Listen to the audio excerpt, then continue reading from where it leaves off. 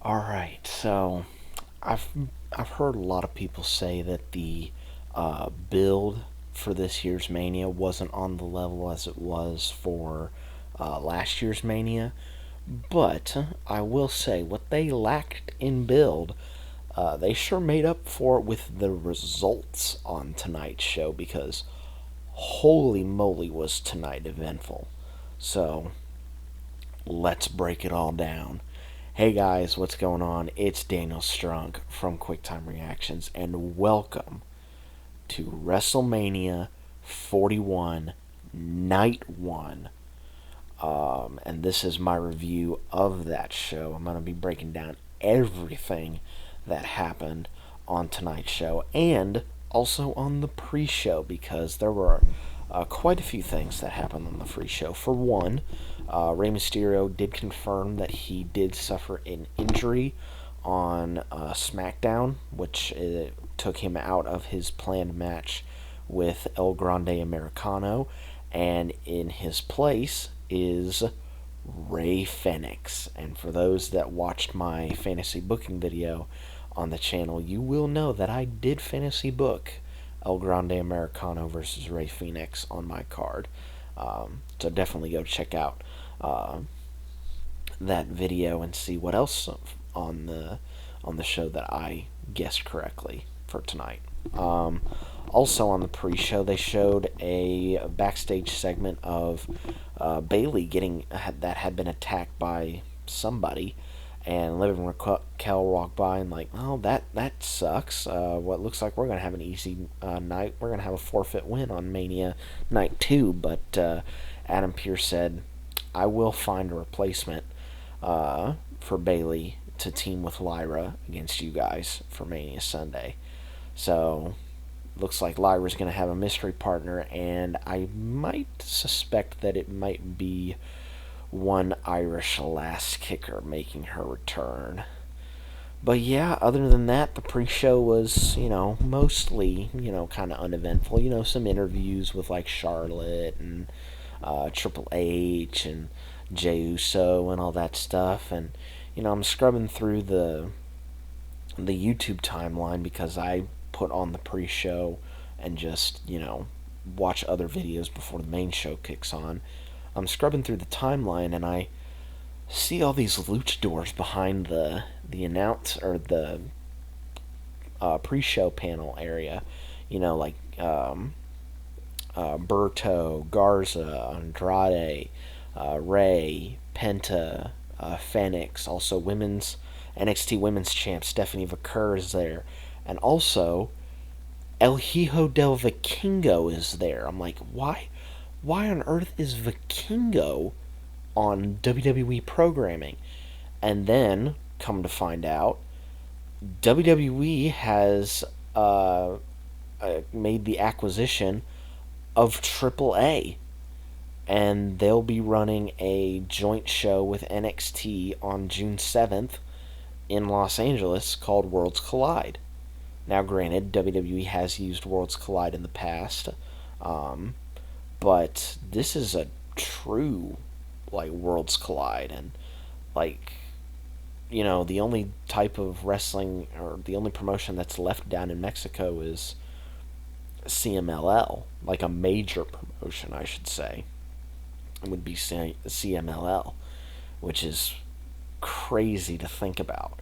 So not only is WWE in a working relationship with TNA, they've just acquired AAA.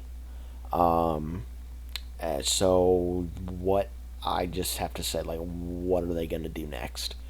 Because I have a feeling it's going to be absolutely insane. But enough about the pre-show. Let us get into the main show. Starting things off with Jey Uso challenging Gunther for the World Heavyweight title. Now, I kind of had a feeling that this match would be somewhat similar to what they had on Saturday night's main event.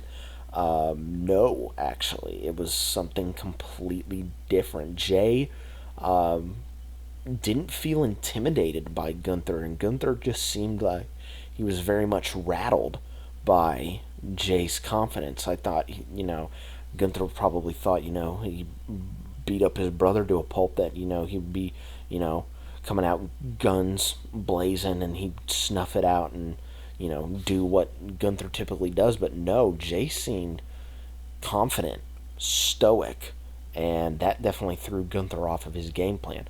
Plus, I've heard people say that, Jay hasn't changed up his style. He did a lot of different moves in this match. I've never seen Jay do a body slam. I've never seen Jay do a German suplex.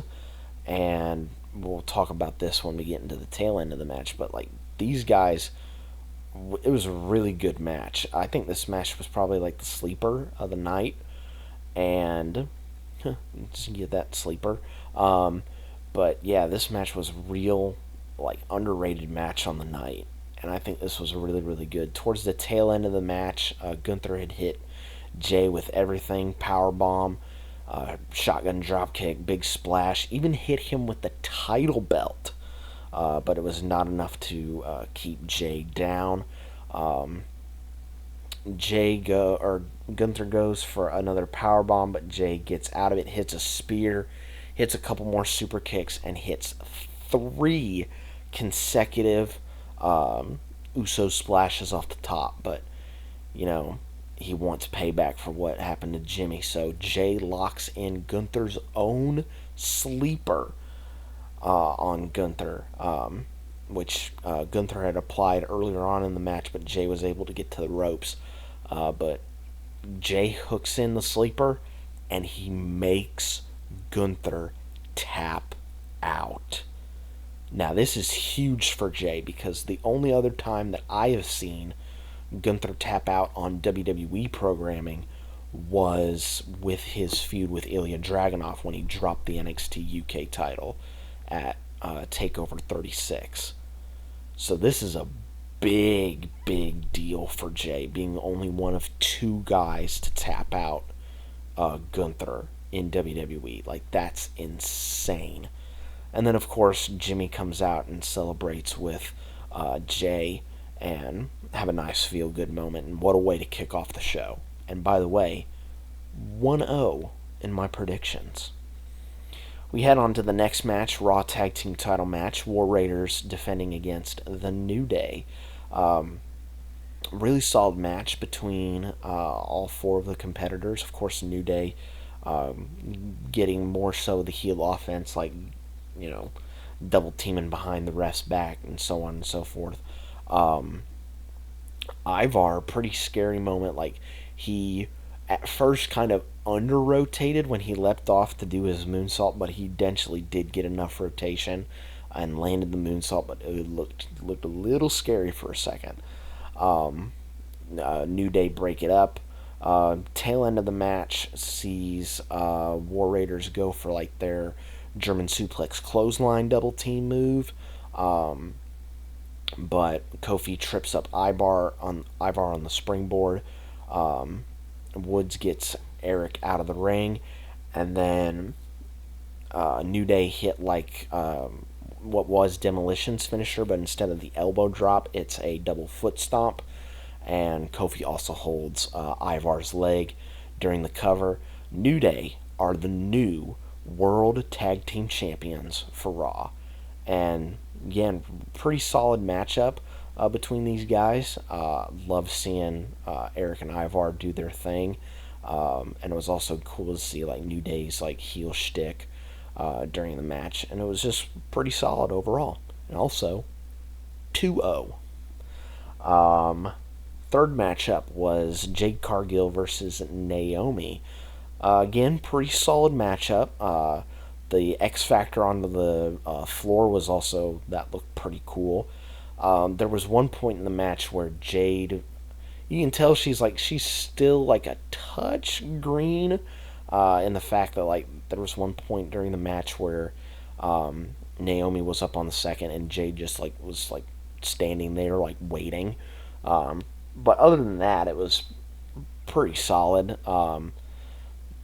Naomi leapt off the ropes twice, and Jade caught her twice, once in a suplex and then another one that turned into a fallaway slam. the finish of the match sees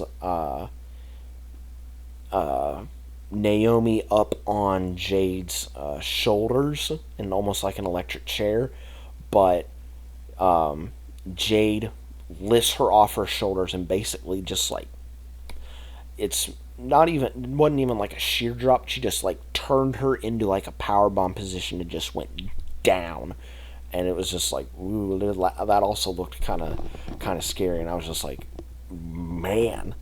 And then of course Cargill Jaded to win the match. So yeah, it was pretty solid. Nice to see Jade get her revenge and hopefully move on to better things. And also 3-0. Moving on to the U.S. title match, L.A. Knight, yeah, versus jacobfatu. I said in my fantasy booking video that it should be pretty much a squash. Like, Knight gets in a bit of offense, but it should just be a relative squash. These guys had pretty back and forth contest. Again, talking about stuff that I've not seen people do. Knight leaps up onto the second, then up to the top, and basically gives a German off of the top to jacobfatu. That was insane. End of the match sees Knight actually hit the BFT because Jacob had actually blocked it earlier on in the match, like in the beginning stages of the match. Knight hits the BFT, but Fatu ends up getting a rope break. Knight is taken down by either a headbutt or a Samoan drop, and Fatu hits 2 of his springboard moonsaults in order to pin Knight and win the U.S. title. And he is, of course, joined by Haku during the celebration, which I thought was a really nice touch. So, yes, jacobfatu is the new U.S. champ on SmackDown, and that makes me so happy. I cannot wait to see how much of a badass he is during his U.S. title run. And also 4-0 in my predictions. We now have Rey Fenix versus El Grande Americano. Originally Rey Mysterio versus El Grande Americano. Americano came out with a full mariachi band wearing his masks, and Fenix also came out rocking a custom Rey Fenix I'm going to call it a Letterman jacket, even though it's not a Letterman jacket, with number being 90. Really good back and forth match between these two. Of course, Fenix being more high risk, high reward. Americano, of course, being a luchador, but also having the technical skill, and also throws a mean suplex. I wonder why that's the case. But towards the tail end of the match, Americano puts the metal in his mask. Fenix is able to get him to the outside, and when he does his rope walk kick, he hits the kick, but he grabs his foot because that metal is in his mask. Finish of the match sees Fenix get out of an ankle lock, get a quick pin for a 2, ducks a clothesline, goes to the second to hit a crossbody, but Americano hits a headbutt, which sends Fenix to the mat, and then hits another diving headbutt off the top rope to pick up the win in Americano's WrestleMania debut. I would have sincerely thought the babyface would have won and unmasked Americano to see who he truly is.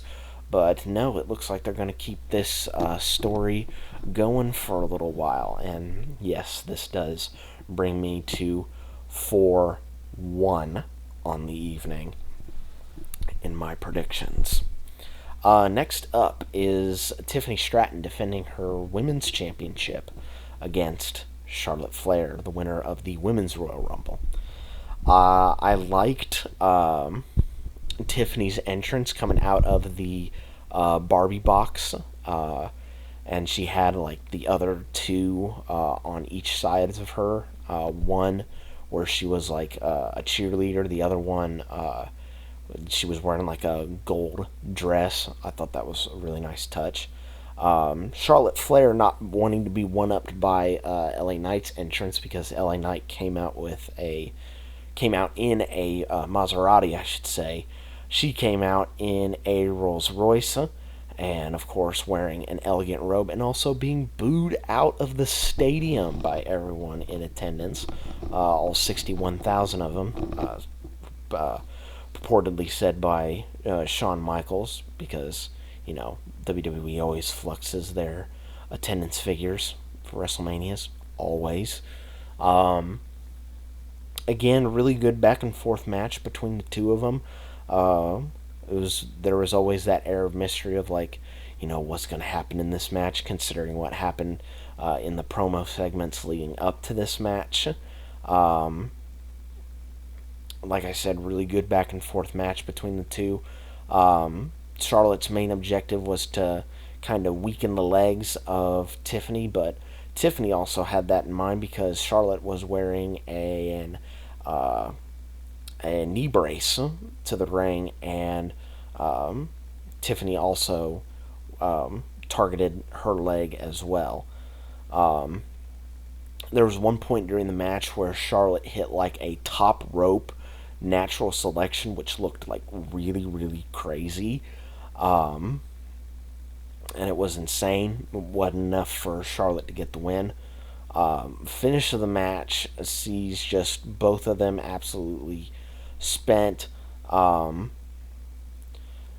Tiffany is able to pick up Charlotte, hit a rolling senton, and then hit the PME, and actually get the win and beat Charlotte. She retained her women's championship, which it's absolutely insane. I said in my predictions video, like, in my heart, I wanted Tiffany to retain her title, but my brain said, no, Charlotte will probably win the championship.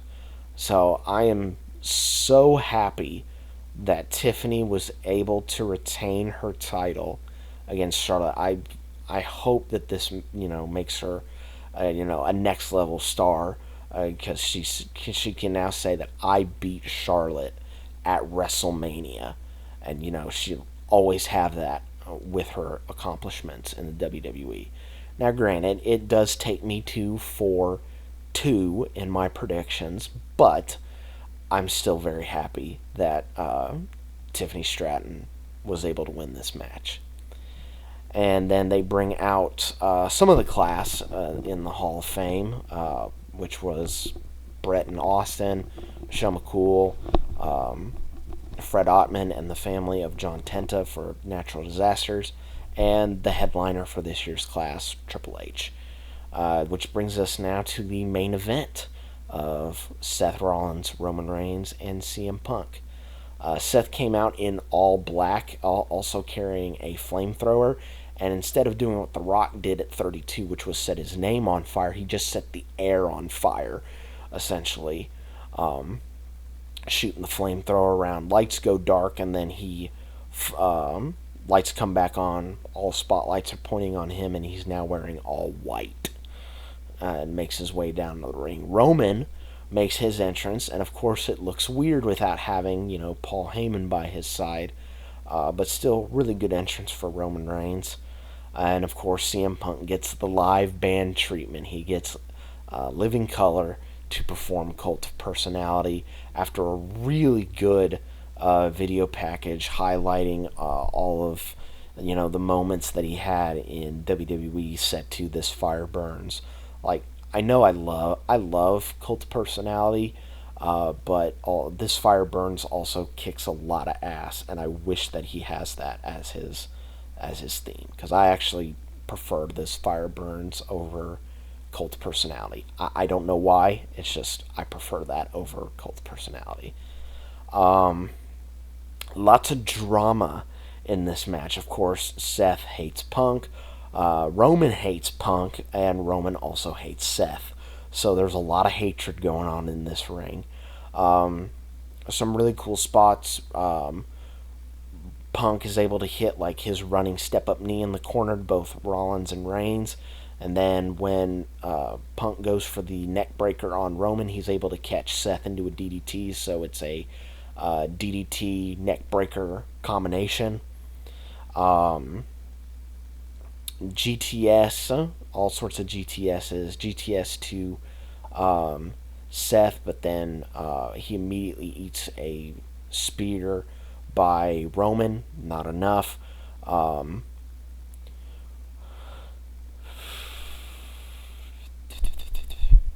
Believe Roman is able to hit a spear on Punk, but then it gets hit by a stomp by Seth. Not enough.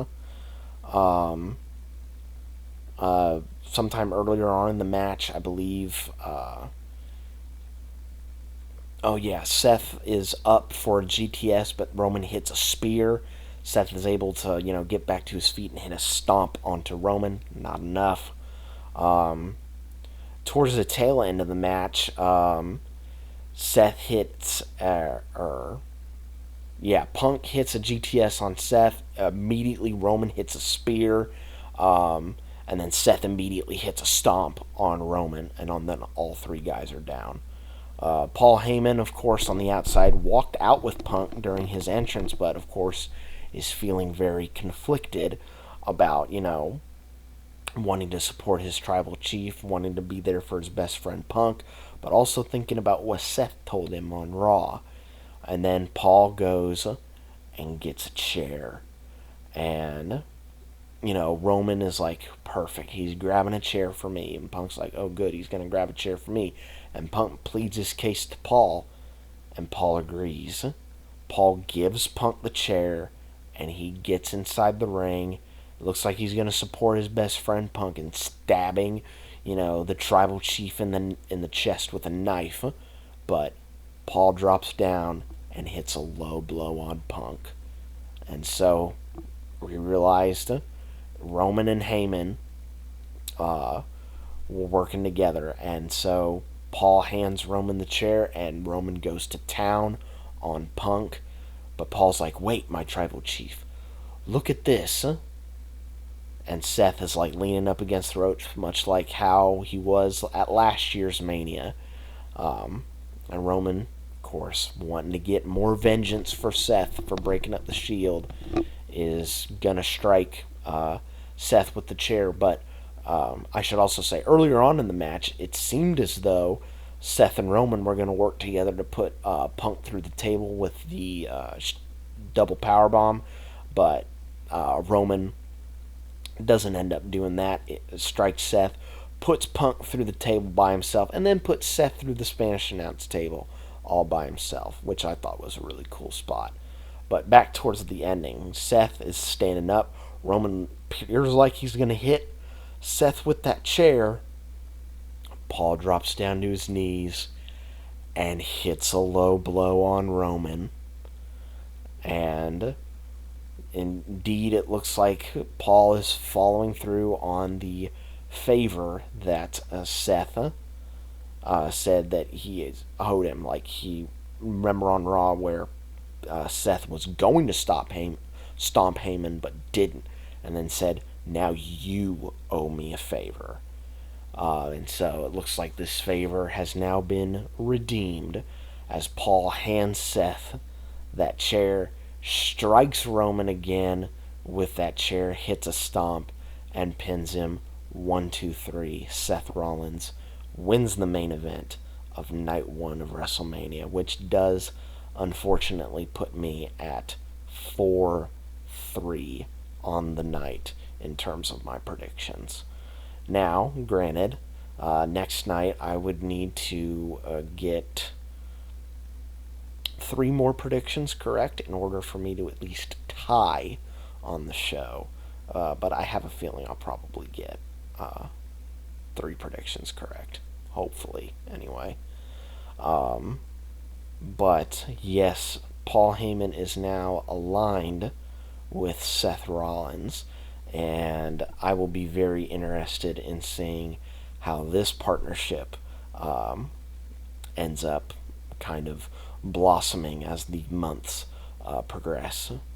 Overall, I thought WrestleMania 41 Night 1 was pretty solid. There were some title changes that we kind of expected, but also some results that I don't think a lot of us were expecting. We were hoping for, some of those results, but I don't think we were, expecting those to happen.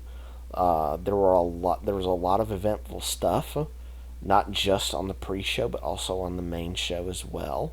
Um, yeah, just a really good, solid night's worth of action, and I can only imagine how crazy it is going to be tomorrow night.